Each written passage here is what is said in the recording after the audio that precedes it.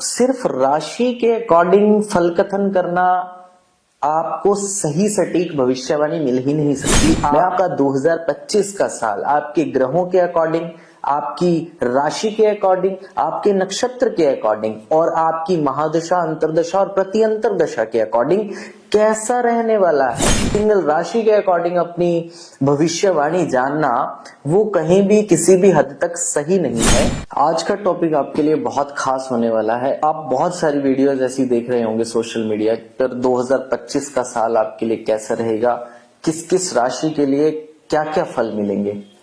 देखो, मैं एक चीज आपको क्लियर कर देना चाहता हूं कि अगर आप अपनी जिंदगी को लेकर के वाकई सीरियस होना, चाहे किसी भी टॉपिक को लेकर के, चाहे आपका शादी का मसला है, चाहे बिजनेस है, चाहे आपके बच्चे हैं, फैमिली है, वाइफ है, आपका रिलेशन है, आपका प्रोफेशन है, तो सिर्फ राशि के अकॉर्डिंग फल कथन करना आपको सही सटीक भविष्यवाणी मिल ही नहीं सकती। मैं आपको एक चीज क्लियर कर देता हूं कि सही भविष्यफल कैसे होता है, उसमें आपको क्या क्या चीजें देखना जरूरी है।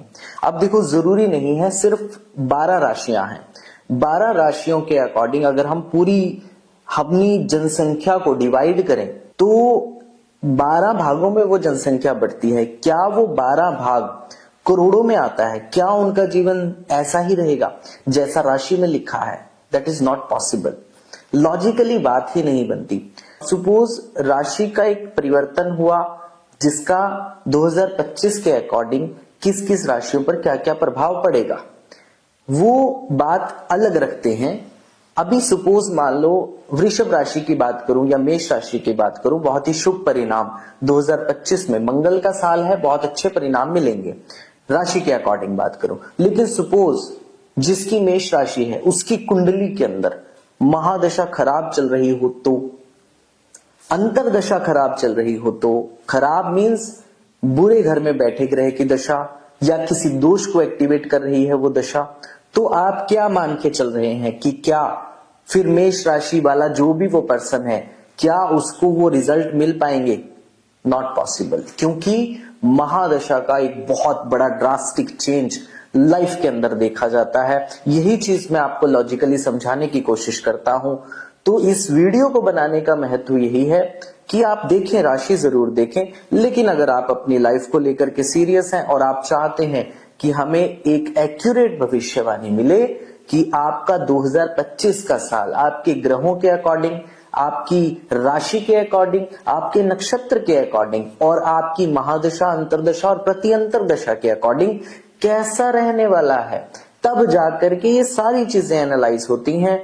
कुंडली के अंदर D62 चार्ट्स यानी 62 चार्ट ऐसे हैं जिनको एनालाइज करने के बाद आपकी प्रेडिक्शन निकलती है। तो एक सिंगल राशि के अकॉर्डिंग अपनी भविष्यवाणी जानना वो कहीं भी किसी भी हद तक सही नहीं है।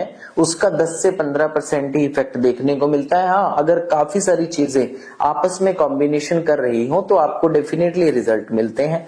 लेकिन अगर आप चाहते हैं कि हमें वो चीज देखने को मिले, वो चीज भविष्यवाणी जो रियलिटी है, हमारा 2025 का साल कैसा निकलेगा, तो उसके लिए आपको अपने कुंडली का अध्ययन सेपरेट वे से करवाना जरूरी है।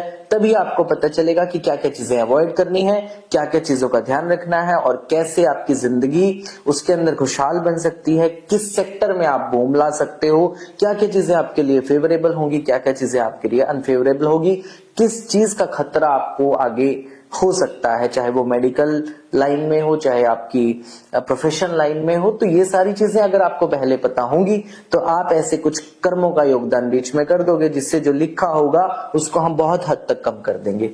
तो यही मेरा वीडियो बनाने का माध्यम है कि आप इस चीज को समझें, एक्यूरेट। अगर आप अपनी जिंदगी को लेके वाकई सीरियस हो तो आपको हर चीज का अध्ययन बहुत ही डीपली करना चाहिए। देन उसके बाद ही कोई उपाय और कोई भी डिसीजन लेना चाहिए।